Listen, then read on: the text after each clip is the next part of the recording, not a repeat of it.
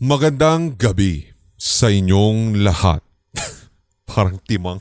SHS na guys ha, huwag kayong masyadong malilito sa ating segment katulad po ng inyong napapakinggan ngayong gabi, ngayong araw, tanghali, OFW na sa labas man ng Pilipinas. So wala, kasama nyo syempre ang SHS dito sa Hilakbot Pinoy Horror Stories YouTube channel. Ako pong muli si Red, kasama din natin sa pagsasalaysay ng tatlong kwento ni na No One, si Mr. X at si Marge. Siyempre ang hazelnut, butterscotch, double choco at siyempre ang Irish cream at barako flavor ng drip and steep coffee ng kape ni Lola Trinidad. Puntahan na po ang kanilang Facebook page para siyempre makapag-order ka na either sa marketplace or siyempre sa ating HTV merch at open na rin po ang ating TikTok shop. Nako, good news po. Marami ng platform, marami na tayong online store kung saan nyo pwede pong makuha o mabili. Ito pong nababanggit po natin na kape ni Lola Trinidad. Steep and drip coffee po yan.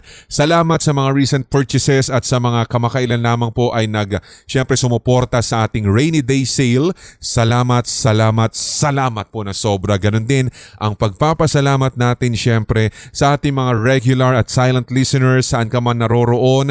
At syempre hindi natin kalilimutan, nasa top ng ating listahan pala syempre at nasa description na nga natin ang mga current list ng ating mga channel members na kapit sa madulas at himas na himas sa matigas. Balik. Thank you! Anyway, yun na yun.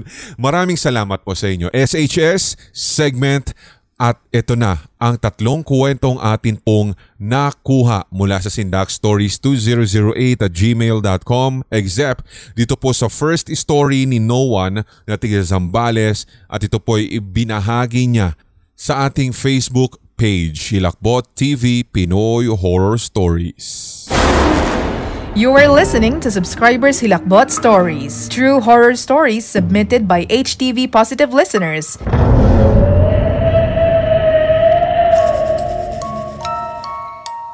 So sa inyo ko na lamang Sir Red isinend. Katangi-tangi ang storyng ito dahil napakagaling po ninyo pagdating sa ganito. Talaga ba? Pressured naman. Sabi niya, ang istoryang ito ay nangyari sa dating bahay namin. Meron po kasi kami Sir Red na nararamdaman na hindi talaga maipaliwanag doon sa bahay na yun. Mangilan-ngilan po sa mga entities na ito ang talagang nagpapapansin sa amin sa pamamagitan ng pagpaparamdam at pagpapakita. Kung hindi man po talaga yung pagpapakita na literal sa pamamagitan o pagpaparamdam sa pamamagitan ng aming third eye, nakukunan o nagpapakuha sila kasama namin sa mga litrato. Minsan, nagpaparinig ng mga maliliit na boses. Mga yabag na feeling namin ay naghahabulan. Yun bang parang mga nagtatakbuhan? Hindi ko nga po alam sapagkat kahit po nasa syudad kami kung bakit ganito naman ka-haunted yung bahay namin. Marahil nasa gitna kasi kami ng pag-iingay. Tapos ang bahay kasi ay talagang nasisinagan ng araw. So kung city, hindi kaya Olongapo ito? Pero chartered city, di ba? Ang Zambales ang Olongapo. So parang separate siya kung tutuusin. Di ba? But anyway, nasa geography na naman tayo. Anyway, hindi ko po alam kung ano ang tawag sa naranasan ko. Pero sa lahat po ng mga masasabi kong mild na pagpaparamdam ng mga entities na ito, ito na po siguro ang pinaka nakakatakot kong karanasan. Isang gabi, natutulog ako. Nabigla na lamang po akong nagulat sapagkat sa room ko may nakita po akong isang bata. Sobrang dilim naman po doon sapagkat gabi na, pero ang iniisip ko, hindi kaya itong bata na nakita ko talaga na animoy nagliliwanag sa kalagitnaan ng dilim ay kung bahagi ba ng panaginip or talagang totoong totoo. Nakita ko pa nga, Sir Red, na talagang itim yung suot niya. Kulot na parang taong grasa. Nakangiti po siya pero ang naintindihan ko lamang sa inusal niya ay ang mga salitang, "Kukunin kita." At pagkatapos noon ay naputol na ang panaginip ko. At dahil panaginip yun, hindi ko na lang po inintindi kinabukasan. Mga ilang araw ang lumipas, unti-unting nanghina ang katawan ko sa hindi ko maipaliwanag na dahilan. Hindi naman ako sakitin dati, kaya laking pagtataka kahit po na mga magulang ko sa kung bakit ako nagkaganoon ng isang araw na lang. Ito, Sir Red, ay totoo. Bakit ginajudge ko na ba? Masyado naman defensive itong si Noan. But anyway, sabi niya, as in kasi daw ang nangyari ay hindi na siya makalakad noong isang araw. Pero pumasok pa rin ako. Kinabukasan mas lalo pong lumala yung sakit ko hanggang sa nagpa-check up ako at ang resulta po ng mga doktor ay UTI. Nagamot ako lahat ng mga binigay nilang gamot pero tila parang hindi ako gumagaling. Ano? Uminom naman daw siya ng mga gamot na nireseta ng mga doktor para sa UTI.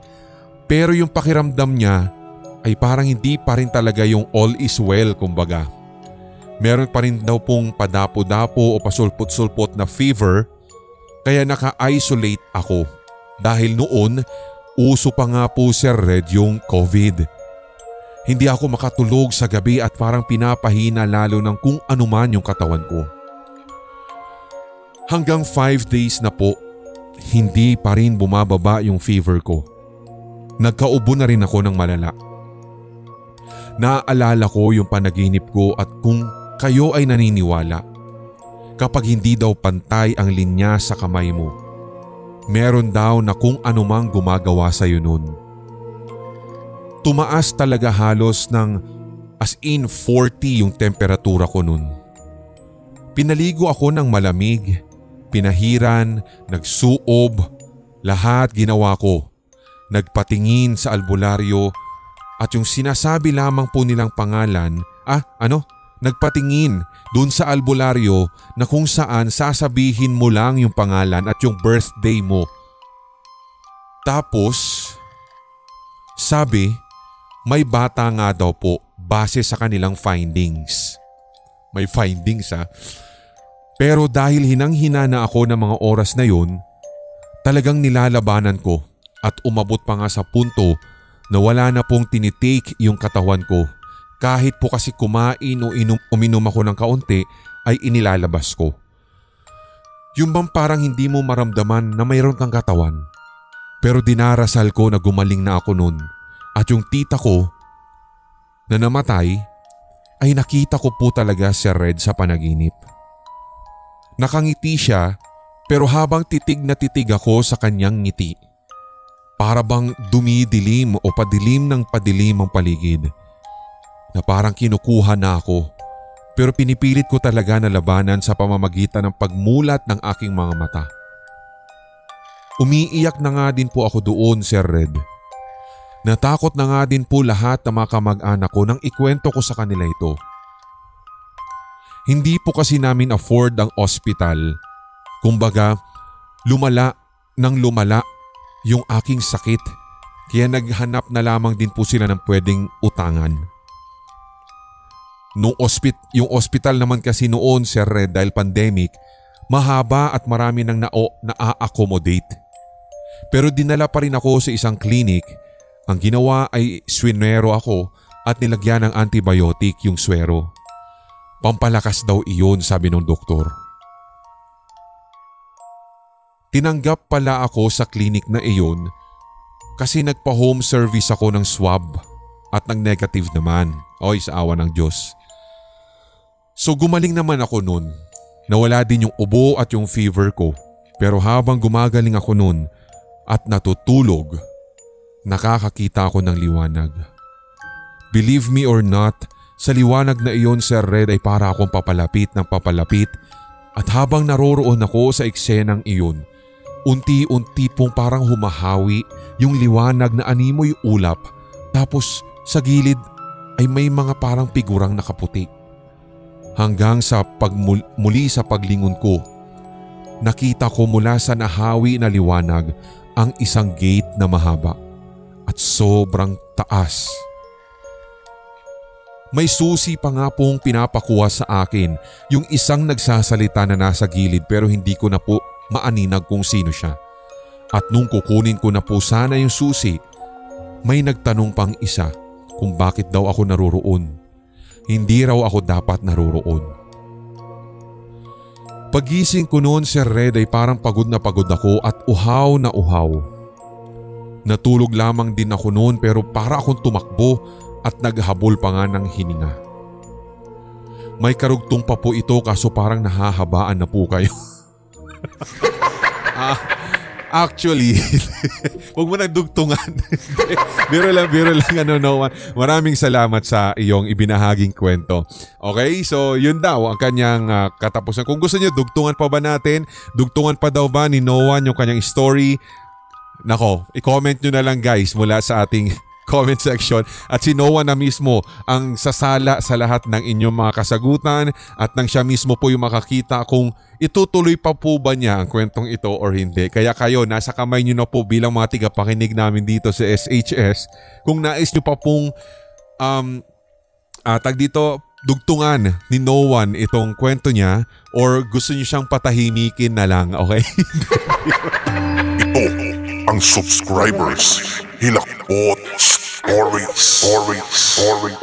Anyway, ayun nga, sabi nga natin mula doon sa pandemic, di ba? Hindi naman sa to Noah ha. Nung unang binabasa ko ito, good thing sinabi mo na parang nag-swab and then negative, di ba? Kasi nung una sinabi mo parang naghahabol ng hininga, umubo, may fever. Kasi nung una sabi ko hindi kaya parang symptoms. Sa isip-isip ko lang parang symptoms kaya ito ng kaya baka yun yung nararamdaman mo. Tapos parang pilit mo lang i-connect yung napanaginipan mo eh. Parang somewhat ganun kasi yung nakikita ko. Kayo man, kahit papaano, na-insert din niya sa bandang huli, si Noah na po ang nakakaalam at siya lamang po ang tanging pwede pong magsabi ng katotohanan sa atin. Pero since kwento niya sa atin, ipagpapalagay po natin talaga na talagang legit at kumbaga original yung kwento niya, sabi natin ganon. Pero andun ako, may reservation ako pero kahit paano nahilot kumbaga sa bandang huli. So overall, ang gusto niyang palabasin dito ay parang nasa bingit siya ng kamatayan. Diba? Hindi ko lang alam kung paano natin paano ko ba mai-edit sana ito kanina as in on the spot na naming inedit yung ibang mga parts. Kasi talagang kung ikaw magbabasa nito, parang nalilihis at hindi ko masyadong maintindihan, totoo lang. Pero kahit papaano, sa effort na ginawa po namin on the spot, parang live on the spot, parang ganun. So sana naintindihan ninyo yung nais na ikwento sa atin ni Noah. So parang yun nga, kukunin siya parang isa masamang pahiwatig and hindi rin po nalalayo sa iba pang mga previews ng mga kwento natin tungkol sa mga near-death experiences. Diba yung mga NDEs na tinatawag na meron ng maliwanag na maliwanag, hindi ka pa nararapat dito, something like that, diba? Anyway, kung sakaling meron ka rin ganito kapareho na kwento, for example yung mga near-death experiences, may kwento mo man sa amin kung ano yung nakita ninyo dun sa part na yon. And sana sa mga naka-experience itong near-death experiences na sinasabi natin, sana gamitin ninyo itong sabi natin ikalawang buhay or gift of life ninyo. The second time, third time around, kung pang ilan na yan, may sapusa ka, di ba? I-enjoy lang ninyo, di ba? At saka hindi lamang yon, katulad din na sinasabi natin, kayo mismo makakasagot kung sakaling may listener tayo na, alam mo yun, somewhat nakaranas ng ganito. Totoo ba yung sinasabi nila? Ito, iiwan ko lang yung question na to. Totoo ba? Gaano katotoo yung sinasabi nila na kapag nakaranas ka na ng near-death experience katulad nito, hindi lang sa panaginip na may nagpapakita or yung parang na aksidente, sabi natin gano'n, tapos himalang nabuhay kahit gaano katindi yung pinsala ng katawan niya. Parang gano'n yung near-death experiences na katulad niyan na nawalan ka ulirat, napunta ka sa isang lugar na ganito. So, lahat ng iyon, as in magsasum up sa tanong na gaano katotoo na kapag naranasan mo na ang near-death experience, hindi ka natakot mamatay. Gaano katotoo yon? Sagutin nyo na lamang. Huwag nyo sasagutin dyan sa live stream. Sagutin na lamang nung nakakaalam at naka-experience talaga. Huwag kayo masyadong bida-bida dyan. Dyan sa ating comment section guys ha. Okay? So malinaw yan. At nang maikwento mo na rin kahit papano sa pamamagitan ng comment section natin kung sakaling may related story ka katulad nito. Kape ni Lola Trinidad, available na rin sa TikTok shop natin. Puntahan mo na ang HTV merch sa TikTok o kaya naman syempre sa ating Shopee. At nakapost po ang link, direct link, blue link na pwede po ninyong i-click para mag-order kayo syempre sa ating Kape ni Lola T Facebook page at yung Facebook account para sa marketplace. Second story naman ay galing naman po kay Mr. X at sabi niya itago na lamang din daw po natin siya sa pangalang yan. Nahawaan na daw po siya ng HTV virus at sana kumalat na po sa buong mundo sabi niya. Okay. You are listening to Subscribers Hilakbot Stories, true horror stories submitted by HTV Positive listeners. Yung parang hindi na lang ako naging thankful. No? Parang sabi, okay. Parang matapos. Anyway, gusto ko lamang pong i-share ang nakakatakot and at the same time nakakalungkot na karanasan na nasaksihan ko sa aking panaginip. Si Red sobrang detalyado po ang bawat pangyayari. Hindi ko mawari ang totoo sa imahinasyon pero ipinagdarasal ko na lamang na sana'y kabaligtaran ng panaginip ko ang mangyayari sa totoong buhay. Dahil napakasama ng panaginip na iyon na para bang sasabihin kong isa talagang masamang pangitain or bad omen. Nangyari po ito noong February 13, 2023. Basta't maganda at maaliwalas naman noong panahon na iyon. Napanaginipan ko po sa mismong senaryo na medyo bahagyang maligamgam daw yung hangin or siguro humid.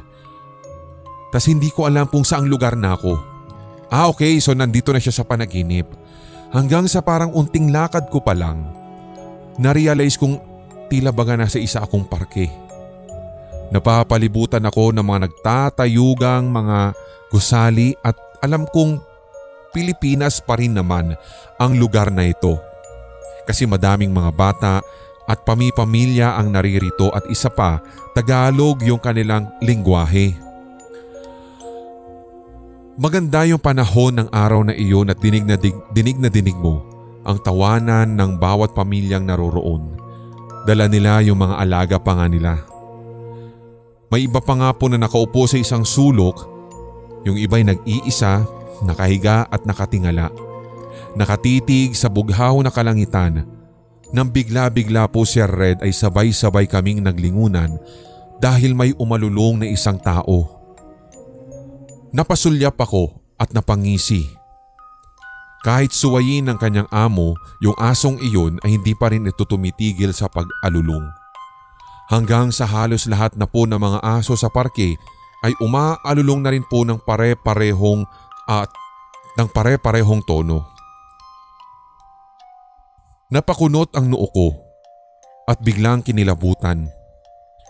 Nanlaki ang aking ulo at nagsitayuan ang aking mga balbon. Batid ko rin ang takot sa mga muka ng mga tao na naroroon dahil makikita o mababakas mo rin talaga sa kani-kanilang mga muka. Higit pa riyan ay yung pagtataka ng oras na iyon sa kung bakit tila katanghalian o daytime ganun yung mga aso. Nagpumiglasan pa nga mula sa pagkakatali yung mga alagang aso nila at yung iba pa nga'y takbo ng takbo sa kung saan-saan.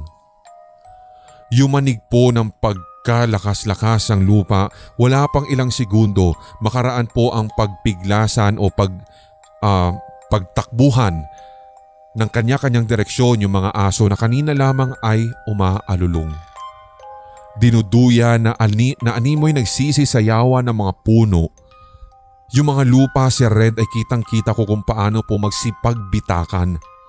May lumalabas pa nga pong tubig at napako na ang tingin ko. Yung ibang tubig na nakita ko pong bumubulwak ay para bang mga burak na. Hindi ko alam kung bakit hindi rin ako makagalaw. Yung lahat-lahat ng mga taong nasa paligid ko ay tarantang-taranta na. Yung mga batang kanina'y naglalaro at nagsisipaghalakhakan ay napalitan po ng iyakan. Lumingon-lingon ako kung saan at nakita ko nga yung mga gusali na kanina lamang ay nagtatayugan, ngayon ay isa-isa na pong nagsisipagbagsakan.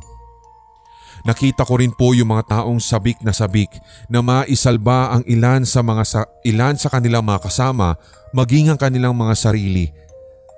Pero yung iba ay nakita ko kung paano mabagsakan ng malalaking tipak hanggang sa mapisak ng mga malalaking konkretong bagay ang mga bata at kahit po yung mga matatanda. Wala pong nakaligtas sa totoo lang. Ako naman, Sir Red, ay para bang nakatayo lamang at tinititigan kung paano magsibagsakan ang lahat sa lupa. Kung paano magsidapaan ang kanina'y nagtatayugang mga gusali. Kung paano unti-unting nawawala ang mga tinig na kanina'y nagsisigawan. Kung paano nangangalit ang mga batong parang nag-uumpugan sa ilalim ng lupa. Bumuka nga kinatatayuan ko at muntik na rin akong mahulog. Hanggang sa nagulat na lamang ako sapagkat nasa gilid na ako ng kama at malapit na pala akong mahulog. Mabuti na lamang ay naimulat ko ang aking mga mata at nagising sa masamang panaginip. Napatulala ako saglit at biglang pumasok sa aking isipan kung gaano kahalaga ang oras. Kasi hindi mo alam kung kailan o paano mawawala sa mundong ibabaw.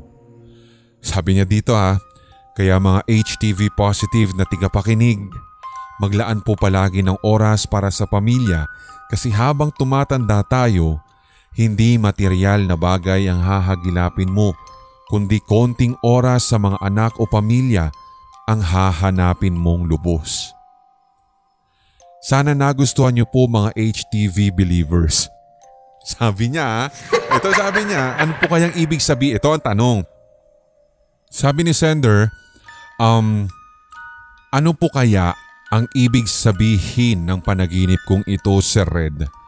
Sana kahit paano ay mabigyan din po ng malinaw at matinong sagot, sabi niya.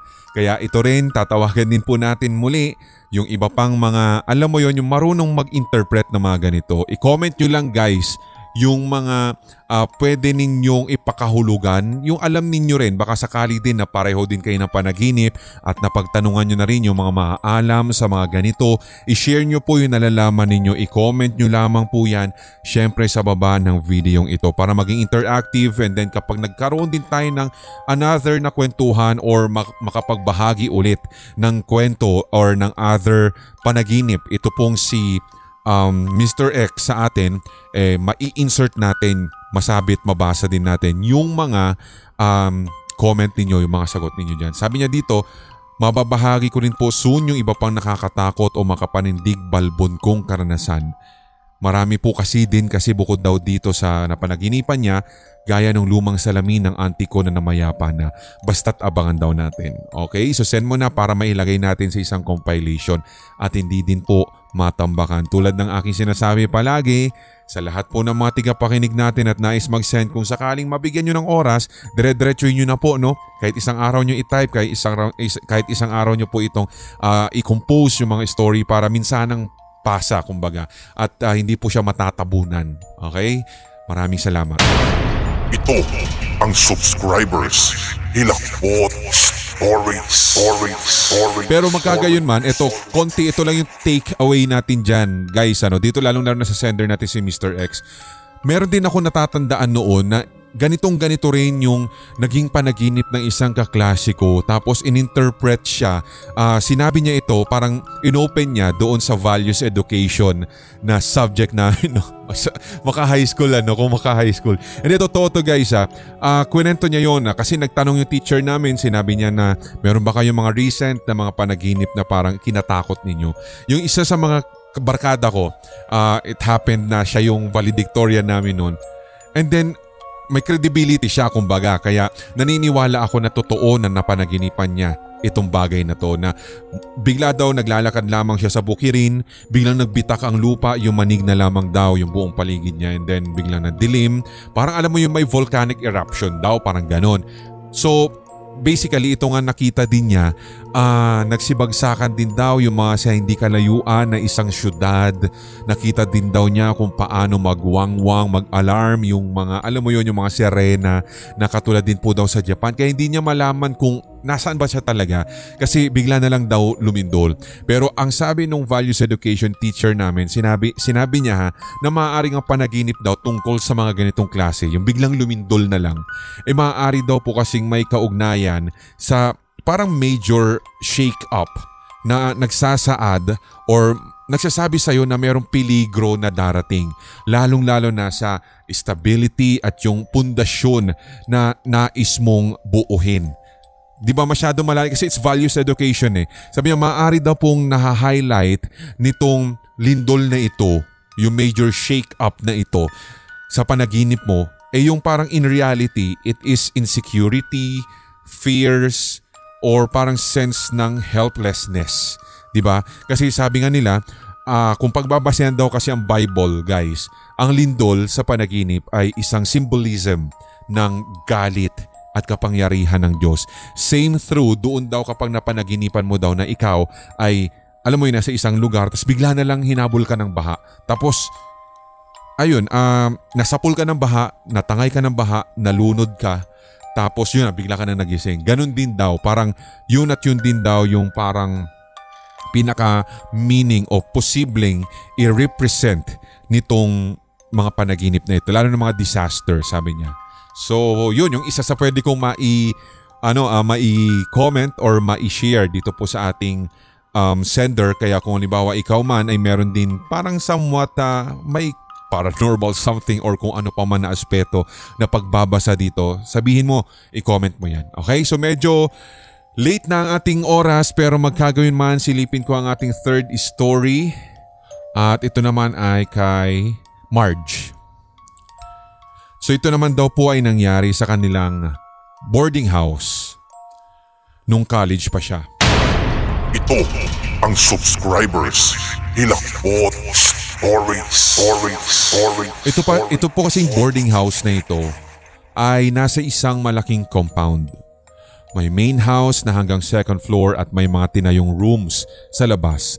So parang napalibutan o nakapalibot sa main house daw ay mga boarding house at may malaking puno ng mangga sa gitna. Para nga pong 1/4 nung door namin ay nahaharangan ng puno. Nalilibutan din po sa boarding house yung malaking puno ng kamansi at mangga. Para kasing ancestral house daw yung boarding house namin pero pang all girls. Yun nga lang yung caretaker po ay siyang katangi-tanging lalaki na nakatira dun. Hindi ko na po matandaan yung exact date. Pero ito po'y pareho namin na-experience ng roommate ko na si May. Gabi po noon at parang past 6 p.m. 4 po kaming magkakasama sa isang room. Ako, si May, si Claire at si Ate Heart. Bali may 3 double deck beds ang nasa loob ng kwarto. Kaming 3 ni May at Ate Heart ang nag-o-occupy sa baba. Habang si Claire ay nasa taas ng bed ni Ate Heart. Yung bed ko po ay nakaharap sa door ng room namin, sunod yung kay Ate Heart, then last yung kay May. Panggabing shift po kasi si Ate Heart pero that time maaga po siyang nakauwi galing ng eskwela dahil meron po silang tatapusin na activity. So nasa loob po kami ng room ni May ng oras na iyon habang si Claire ay naglalaba sa labas. Normal ang gabing iyon. And then around 8 p.m. nang mag-lights off kaming 3. Tinatapos na lamang ni Claire yung labahin niya. Nasa kalagitnaan po kami ng pagkatulog nang bigla akong maalimpungatan. Ang nakakapagtaka nga si Red, pati po si May ay naalimpungatan rin. Tiningnan ko yung cellphone ko pero around 11 p.m. na yun. Tumayo po si May kasi inayos niya yung charger niya at yung charger kasi niya ay umiilaw kapag nakasaksak. Ang sabi pa ni May, Sorry Ate Heart, kasi akala namin ay nainis siya sa ilaw ng charger. And then, narinig na lamang po namin na may nagsabing and then inispread na lamang ni Ate Heart yung buhok niya sa unan at nagtalukbong pa ng puting kumot. Bali hindi na rin po namin pinansin yung inis ni Ate Heart at baka humaba pa. Hanggang sa kinabukasan ay nagkatsikahan po kami ng mga kasama ko. So kami na lang ni May at Claire yung nasa kwarto. Unang-una ko pa lamang po nabungad ay ang aga naman ni Ate Heart, di ba 5 PM pa yung klase niya? Sinagot naman ako ni Claire na, ano? Umalis si Ate Heart kagabi. Sinundo nga siya dito ni Kuya Prince, 10 PM yun eh. Si Kuya Prince ay yung boyfriend ni Ate Heart. Nagkatinginan kami ni May kasi sure po ako na 11 PM yung time nang maalimpungatan kami and then narinig po namin si Ate Heart na tsaka nagtalukbong. Sinabihan namin si Claire tungkol dun sa nangyari pero sabi niya sure siyang umalis si Ate Heart around 10 PM dahil nagkasalubungan pa nga po sila sa door nung matapos pong maglaba ni Claire. Sa loob-loob ko talaga, Sir Red, ay talagang nangilabot ako. Pero ipinagsawalang bahala na muna namin ni May dahil gusto namin na mag-ayos na para sa aming school nung araw na yun. You are listening to Subscribers Hilakbot Stories, true horror stories submitted by HTV Positive listeners. So maraming salamat. Actually may dugtong pa daw itong kwento niya, abangan na lamang natin at buuhin sa isang regular compilation ng mga kwentong tungkol sa parang animoy doppelganger, di ba? Salamat dito sa kwentong ibinahagi po ng ating mga senders for tonight. Sana po kahit papaano ay nakapaghatid ng kilabot o ng hilakbot habang kayo po ay nagpapatulog ng bata. Panakot ninyo ang ating mga narration dito as ating channel. And once again, kung sakaling gusto ninyong unli na kwentuhan, unli na takutan, puntahan nyo na po muna sa inyong browser ang radio.org.ph and space type nyo Pinoy Horror Radio, lalabas na po yan. Yan po, dyan muna natin transfer yung ating 24/7. At hindi lamang po yan, meron din po tayong 24/7 na online music station which is yung Red FM Philippines. At maraming salamat dun nga pala sa, hindi ko na po babanggitin yung convenience store na kamakailan po ay, alam mo yon, in-acquire yung ating 24/7 na para magiging official daw po na kanilang music station sa kanilang convenience store. Isa po itong sikat at malaking chain din. So maraming salamat po sa inyo dahil napansin nyo yung effort namin at nagugustuhan nyo yung mga tugtugan natin dyan at yung pag-DJ-DJhan ng inyong lingkod. Kung kayo din gusto nyo pakinggan minsan, puntahan nyo po radio.org din, radio.org.ph and then space Red FM Philippines. Makikita nyo rin po yan kahit simpleng i-browse nyo lang Red FM Philippines or puntahan nyo ang ating website redfmph.weebly.com. Okay, so para makita nyo rin po doon yung mga link ng ating mga online shops para ma-purchase o mabili, matikman mo na ang kape ni Lola Trinidad. Kape ni Lola T, available drip and steeped, masarap, hazelnut, butterscotch, barako, lalong-lalo sa mga nais po talagang gising na gising. Go na, ship out na natin yan para matikman mo na right away. Ako po muli si Red, maraming salamat sa pakikinig dito sa ating SHS. Tuloy-tuloy na mga hawaan para wala ng galingan at lahat tayo ay solid, HTV positive, mga regular and silent listeners, lalong-lalo na ang ating mga minamahal na channel members. Love you all, guys! May mga kwentong kababalaghan o mga karanasan kang kahilahilakbot na nagmumulto sa iyong memorya? Ibahagi na yan sa pamamagitan ng voice message o kaya i-type at i-send sa sindakstories2008@gmail.com. Maaari ring i-private message sa Hilakbot TV Facebook page. Ating pagkwentuhan ang inyong real paranormal experiences kasama si Red. Lunes at Biyernes, ito ang Subscribers Hilakbot Stories.